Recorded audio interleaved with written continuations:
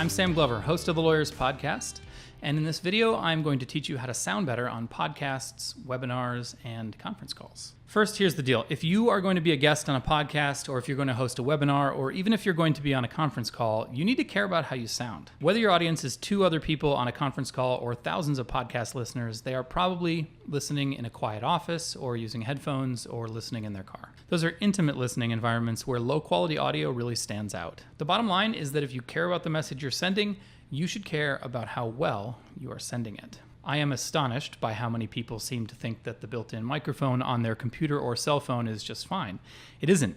It sucks. It sounds like crap. With just a little effort, you can do so much better. When we do sound checks with podcast guests, we spend 10 or 15 minutes making sure the guest's audio quality is good enough, by which we mean clear, static-free, and without major glitches or distracting echoes or background noise. Basically, it should sound at least as good as a landline in a quiet room. That's the bare minimum quality we will accept, and it's probably the bare minimum quality you should accept. It's not a high bar, but since there aren't many people using traditional landlines these days, it isn't always simple. So let's talk about what it takes to get good enough audio quality and what it takes to sound pretty great if you want to. First, plan to be in a quiet room without echoes. Conference rooms, for example, tend to have lots of echoes, but a carpeted office full of furniture usually works just fine. You can actually find out if a room has echoes by closing your eyes and clapping while you listen carefully. If you really listen, you should be able to hear any echoes. If you're having trouble finding a quiet room without echoes, you could try a closet or your car. Both make great audio environments, but closets and parking garages don't always have the best wireless reception.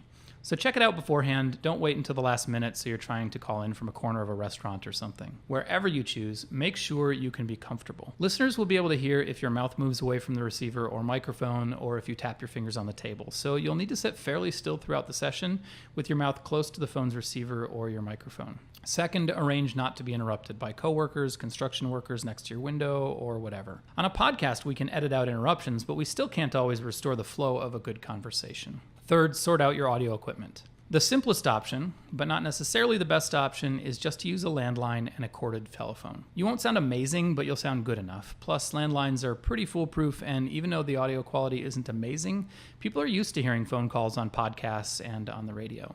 Just know that not all landlines are equal. Internet-based landlines, VoIP or voice over IP, that is, are highly variable, but often they sound like crap. And don't use anything wireless like a wireless receiver or headset. They invariably make you sound bad. However, somewhat surprisingly to me, an iPhone with the bundled earpods is usually an even better option than a landline, as long as you have a strong signal. I usually ask people to turn off Wi-Fi and use the cell connection, which seems to be more reliable and less prone to glitches during a call. But pretty much any iPhone works great, but again, you need to use the bundled wired earpods. And if you have a beard or you're wearing a hood or a scarf, you'll need to hold the cord away from your face so it doesn't scrape up against you. Android phones occasionally work great, but often they don't. This isn't me being an Apple fanboy, it's just that there are a ton of different Android phones out there, and not every manufacturer pays as much attention to audio quality as Apple. If you want to try another phone or headset, go ahead and use it to call someone and ask how you sound. Or if you are going to be on a podcast or a webinar, ask your host to do a test run with you. If you don't have a landline or iPhone, or if you want to sound really good,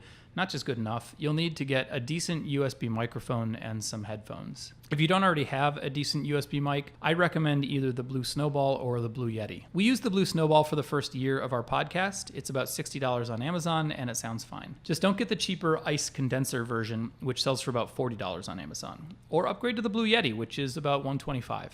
You can spend a lot more on a pro level setup like what I use, of course, but you definitely don't need to. You'll also need headphones.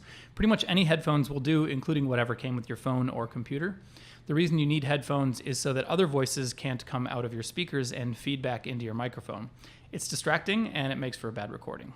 So let's summarize. First, plan to be in a quiet room that doesn't have echoes. Second, make sure you won't be interrupted during your call or podcast or webinar. And third, decide whether you want to use a landline, iPhone, or a USB microphone and Skype. And one last time, don't wait until the last minute. Take time to improve your setup now so that you are ready to go the next time you get invited to be on a podcast or webinar or join a conference call. In case you're wondering what this may have to do with your law practice, get your small firm scorecard. It's free, it takes just 10 minutes, and if you do it, I think you'll begin to see how it all fits together. You can find a link to the scorecard in the description below, or just visit Lawyerist.com.